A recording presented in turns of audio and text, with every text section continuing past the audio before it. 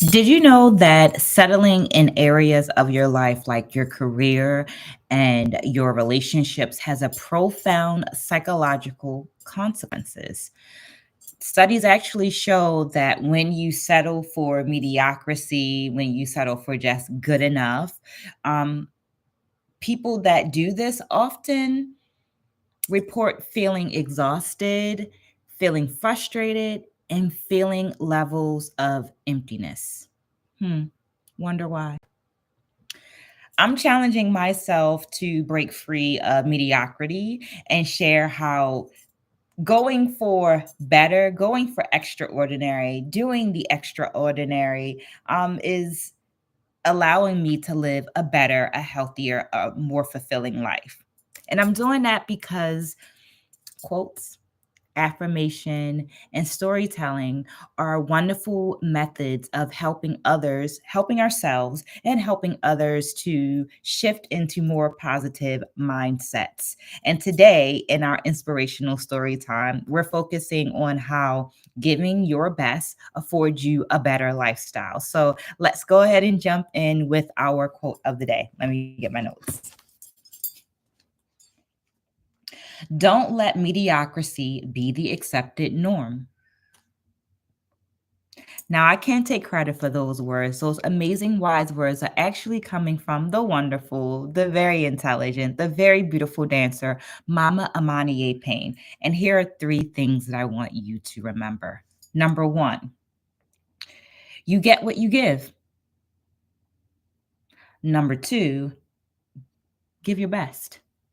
And number three, receive your best in return. Mediocrity has become it's become normal in our society, but accepting that mediocrity can lead to us living unfulfilled lives and having a lack of motivation as it relates to our own personal growth. So I'm doing a lot of talking, but let me introduce myself. My name is Maya D, and I am a storyteller by trade. I do so through dance, and in more recent times, I've been doing it through writing, right? And it's come in a way of me sharing these stories on these lives. I think this is day 12. I've pushed myself to do this for 30 days and just to see what happens, stepping out of our comfort zone. Well, a little background before we get into our story time. About 4 years ago, I began collecting these quotes and using them as ways to help me get through my day. So, quotes from different women in my community, and then extending that to positive quotes that I might have seen in books and so forth. And I'm not quite sure, but at some point I started pairing these quotes with affirmations. So I'm writing them in my journal and I'm pairing them with affirmations. And then I just noticed this thing was going on. As I'm going back and reading my journal entries, I'm noticing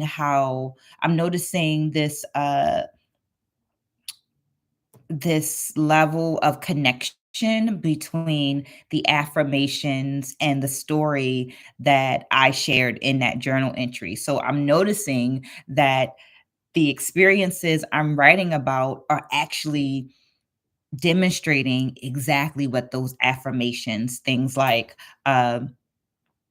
doing your best and receiving your best in return. Like I'm noticing the connection between the two of those things. So I was like, you know what?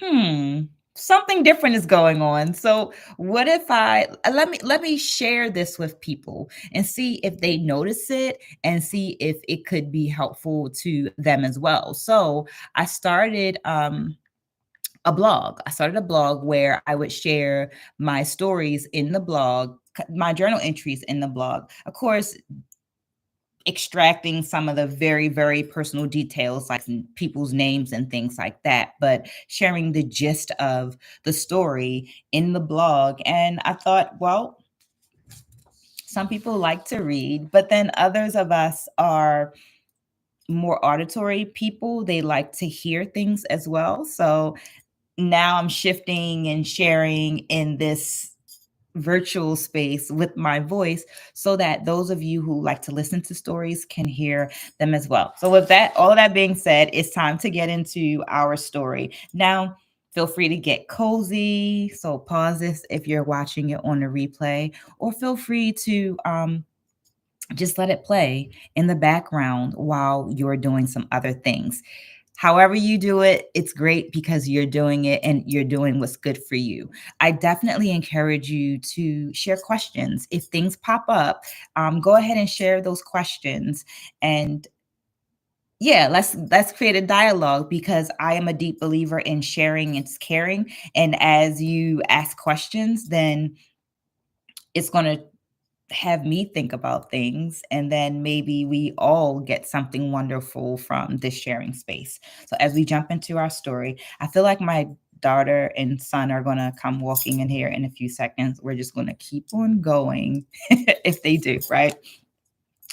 So here we go. What kind of quality was she expecting for that kind of money?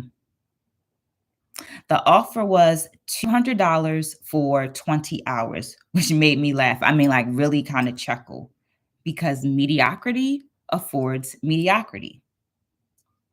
Thing to remember, number one, remember you get what you give. Offering less than your best will not afford you the best.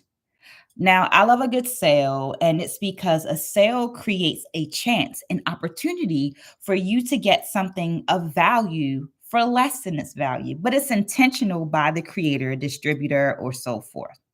A sale is very different than initiating a discounted rate for a valuable item or service. I'm going to say that again.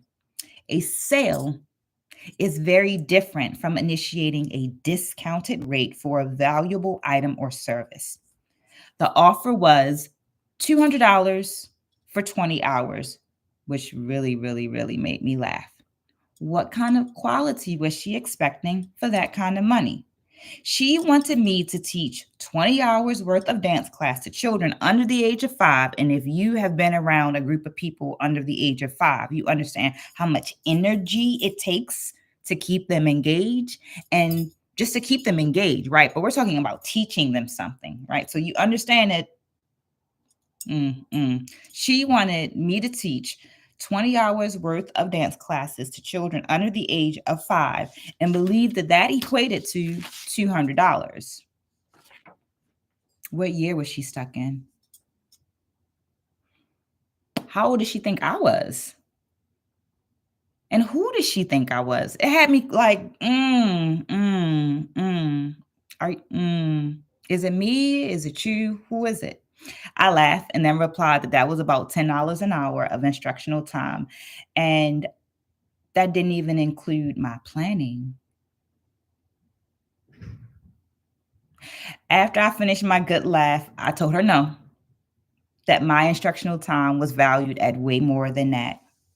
And I'm not going to say that there isn't someone in the world that would have accepted that price, but I am acknowledging, accepting that that person is not me. The fact is, based on experience alone, it doesn't equate to that much time. So they're coming in now. My experience as a dancer, an educator, and a dance educator spans over several decades. You can come in. I already told them that y'all were coming in, so y'all can come in and just walk through. It's cool.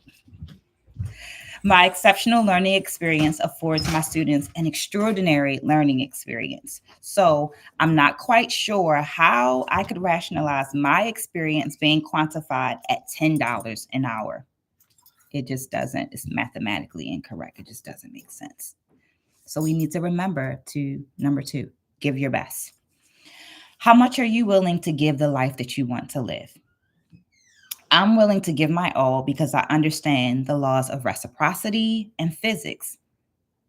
What you give, you get back in return at some point or another. My inner child has always wanted to be a dancer or to live. I don't know if that's true.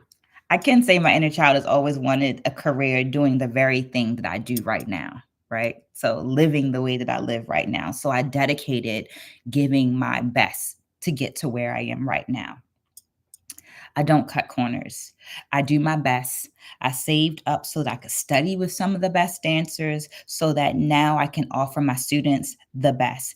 And I'm not sure when or how mediocrity became the norm for some others, but it's not the way that I do things. I don't want mediocre pay, so I don't offer mediocre services, and therefore I get to live a life that is not mediocre. I want to travel, I want to eat good food, and I want to go to good, beautiful places. So none of that is mediocre. Our actions afford the things that we do. I don't want to just survive. I want to actually thrive. I want an extraordinary life. So I must do extraordinary things to get that extraordinary life. They say if you do what you love, you never work a day in your life. And I think that this is true. I think it's true. It's been true for me. Receive the best in return. I chose a career path that aligns with my superpowers. This allows me to give my very best and to feel good about it.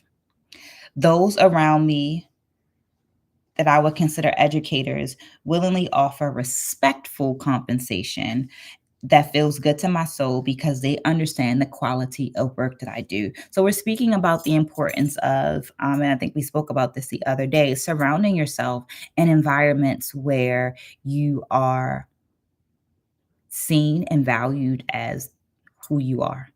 Right. So, because I have given my best in my training and in my career, I am able to place myself in spaces where that value is seen and I receive compensation for that value. I gave myself the best education so that I could be a quality educator. It's easy to say no to mediocre and less than acceptable compensation because we get what we give, and I'm only giving my best. So I don't feel any kind of way about saying, no, that doesn't work for me. And to be clear, there are times where I do volunteer. And also because of that, because I give my best during those options and spaces where I volunteer, I'm also very free and very able to say I get to execute self-love by saying no when I'm offered less than. What was clear to me is that she wanted less than the best experience for her students because she wasn't even willing to offer the best. Like, I'm in this situation, this person could have offered more. And don't get me wrong, I have traveled, so I understand bartering and bargaining and things like that. But I also understand respect. And this was not respectful. It was nowhere near this was intentional lowballing. And we're just going to leave it at that. After all, you get what you give, right? If you give / offer less than your best, what do you think you're going to get in return? Why do some people think you can do just enough and get more than enough?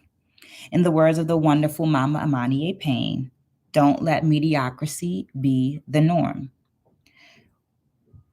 3 things to remember. Number 1, give, you get what you give. Number 2, give your best. And number 3, then you can respect the best. You can expect, the best in return.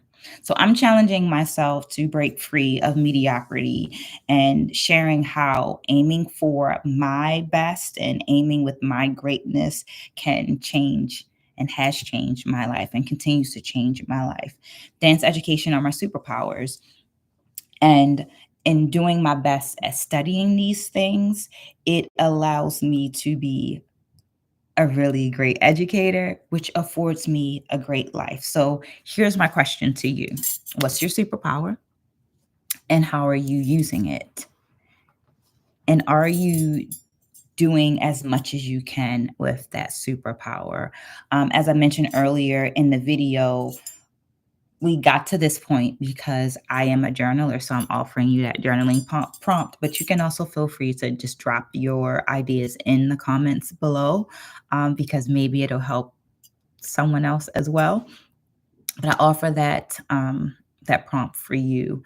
I'm an avid journaler, and one of the things that also came about from me collecting these words of wisdom, these quotes, and these affirmations was I then started designing guided journals. So the difference between a guided journal is it has a prompt. It guides you, right? So rather than just opening up a blank page and writing, sometimes some of us need a Kickstarter, right? So a guided journal, these journals are 30 have 30 prompts in them to help get you to spaces of clarity and maybe helping you to identify like what that superpower is or how you define success or looking at, are you really giving your best, right? And what are you expecting in return?